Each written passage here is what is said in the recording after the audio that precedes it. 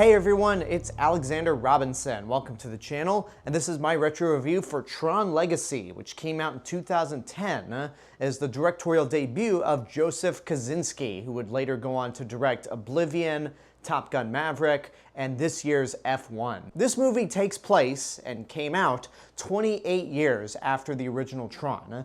Kevin Flynn is now the head of ENCOM, but he disappears during the late 80s, leaving his only son, Sam Flynn, orphaned. So cut to 2010, Sam is not the head of ENCOM, he doesn't even work there, but he is the majority shareholder and decides to play pranks on the company every now and then because their vision for what they want with ENCOM is so far from what both Kevin Flynn and Alan Bradley want for it. One night, though, Alan, played again by Bruce Boxleitner, tells Sam that he got a page from Kevin's office at the arcade. So Sam decides to go check it out.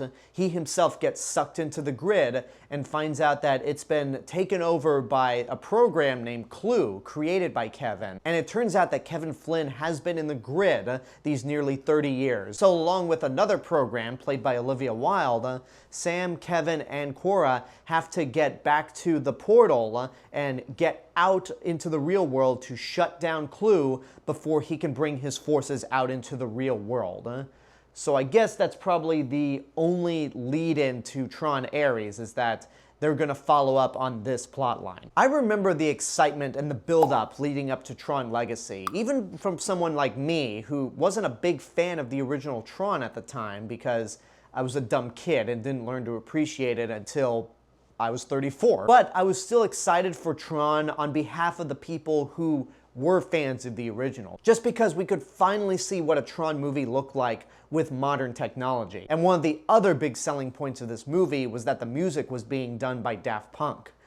I'll talk about that a little later. And when this movie came out in 2010, people were split. Some people really enjoyed it, others really didn't like it, some flat out despised it. And it wasn't a bomb or it didn't underperform, but much like with the original Tron, it wasn't the massive success Disney was hoping for it to be. I guess Disney was trying to paint this like Avatar, like this is gonna be the big billion-dollar holiday movie coming out, which whoever decided that the sequel to a cult classic movie from the 80s was gonna do just as well as James Cameron's first movie in 12 years should have been fired, because that is some silly logic right there. When I saw the movie, I really liked it, and 15 years later, I'm still a big fan of Tron Legacy. This is very much the Tron movie for my generation. Granted, I was 19 when Tron Legacy came out, so I was already an adult, but this is usually the movie that I think of when I think of Tron. Much like with the original Tron, it has its own unique look to it, it's helped by modern technology, and it's just a visually breathtaking movie on all accounts except for one, which y'all know what it is, but I gotta talk about it later on. It's not as unique looking as the original Tron, where that movie, no other movie can look like the original Tron, but this one, again, has its own unique look. It's mostly black like the original Tron with some neon lights, but it has a more photorealistic looking setting, to the point where it might often remind you of Blade Runner, which I found funny because when rewatching this movie, there were points where I thought, okay, Joseph Kosinski, you know that Blade Runner and Tron are two different movies, right? But that's just something that's not even consequential to the movie, because I really dig the way it looks. And in addition to the way this movie looks, what also enhances it is the best thing about the movie, the score. Daft Punk's music in this movie is catchy, it's atmospheric, it fits perfectly with the look of this movie the same way Wendy Carlos's score perfectly fit with the original Tron. And what I really love about Daft Punk's score is that it has all the musical elements that you'd expect from Daft Punk, but it also has a strong orchestral element to it as well. And it really is a crime that Daft Punk didn't get nominated for Best Original Score. I mean, they were probably going to lose anyway to Trent Reznor and Atticus Ross for The Social Network, but considering that Social Network has some more techno elements to it as well, why did that movie get nominated and win, but Tron Legacy didn't? It's something I will never understand for the life of me, but regardless, Daft Punk's score really is the star of this film. In terms of this movie's story and characters, I think they're an upgrade from the original Tron. Yeah, I know. Let's move on from that pun. What I mean by that is that the story this time around actually is easier to follow, for one, but I also feel like it has more personal stakes to it.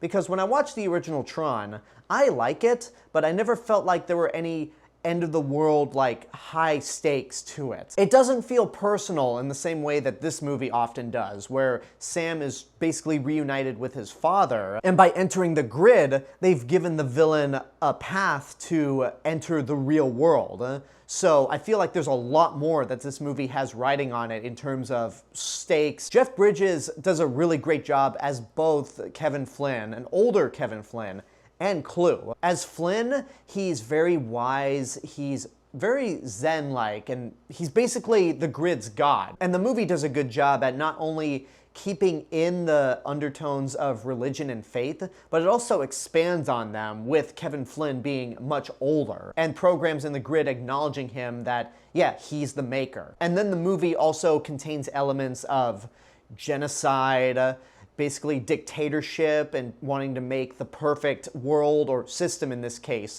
with Clue. And when Jeff Bridges is playing Clue, I really get the sense that he is menacing, he is ruthless, and he sometimes can be quite terrifying in two ways.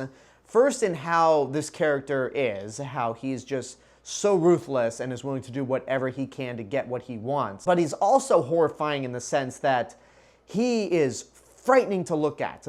This is one of the earliest examples of de-aging effects in Hollywood. I believe the first was with Patrick Stewart and Ian McKellen in X-Men 3, but Tron Legacy came out a year after Terminator Salvation, where it de-aged Arnold, and it didn't really work. And this movie certainly does not work. For all the praise that this movie has received for the visuals and the way it looks, if there was one thing that kept this from being nominated for Best Visual Effects, and rightfully so, it's the young CG Jeff Bridges. And rewatching this movie 15 years later, he looks horrible. It is an ugly, uncanny look, and it takes me out of the movie whenever I see it. And this effect can't even be defended in the same way the look of the original Tron was defended, where it's like, well, it all takes place in a computer. No, he's the only character that looks out of place among all the other programs. So there's no excuse for him to look this bad. As for the other actors, Garrett Hedlund is actually better than I remember in this movie. He was part of this line of actors in the 2010s where they just had to get a good-looking guy that didn't really have a whole lot of charisma to lead these big blockbuster movies. And rewatching this movie, he's actually better than I remember, especially in the scene where he and his dad are reunited. It's a heartfelt moment, and I ended up caring for his character a lot more this time around than I did when I first saw the movie. Olivia Wilde is great as Cora. She has a lot of personality, and I love her childlike innocence. There are things that she's fascinated by in the real world, like Jules Verne or the sunset, but she's also very competent.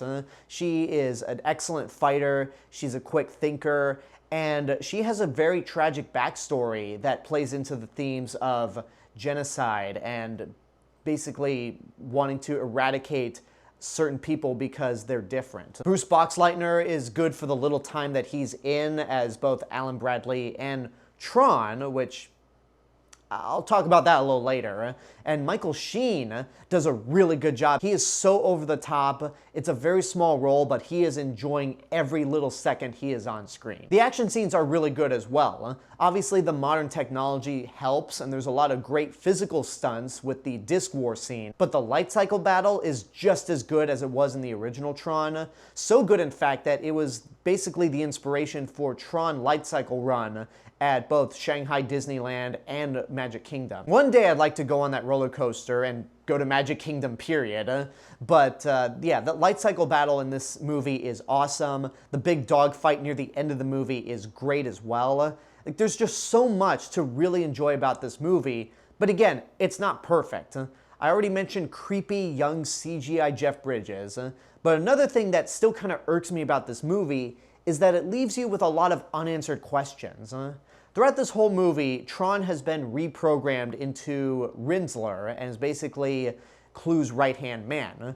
Well, Rinzler snaps to his senses and becomes Tron again, but the last we see of him is sinking into the sea of simulation, where his red colors fade away and his blue colors come back, indicating his change from Rinzler to Tron. But we don't know if he survived the big explosion that happens at the end of the movie, where Kevin Flynn basically sacrifices his life to stop Clue, stop his army, and make sure that Sam and Cora get back to the real world and shut down the entire thing. So there's just a lot of unanswered questions that, for as much as I like this movie, kind of left me feeling underwhelmed. Like, we're not going to get a follow-up on this. I mean, we'll see how Jeff Bridges comes back in Tron Ares, but I doubt that they'll even, like, follow up on anything else. Like, I don't even think Tron Ares has Tron in it, so maybe they will. Maybe Tron will appear in Tron Ares, but we'll see what happens. But as for Tron Legacy,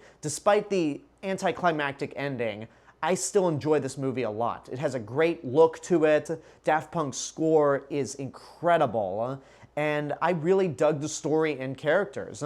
I'd say it's worth seeing in your lifetime. It's a really fun movie. I would definitely say this is a superior sequel to the original Tron. However, that's not to take away the charm that the original Tron has, which is something that, as much as I enjoy Legacy, this movie cannot have. And there you go, that's my review for Tron Legacy. I hope you enjoyed it. Now, with Tron Ares coming out next month, like I said, I'm going to go into it giving it the benefit of the doubt, but I just don't have the highest hopes for this movie. One thing of note, though, is that AMC actually listed that they're going to be doing a Tron Legacy, Tron Ares double feature in IMAX. So I'm hoping to see Tron Ares like that, because if I could see Tron Legacy in IMAX, which I never got to do, that itself would be worth it alone, just in case Tron Ares ends up being as bad or mediocre as I'm fearing it is.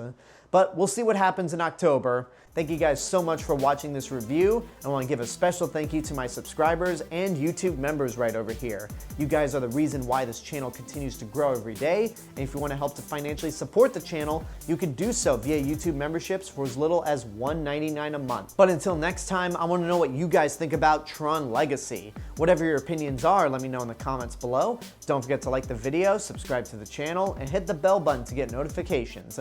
If you want to find me elsewhere on the internet, you can find me on these social media platforms and my theme park and travel channel right here on YouTube. I'll see you guys in the next video, but until then, have a good day and take care of yourselves.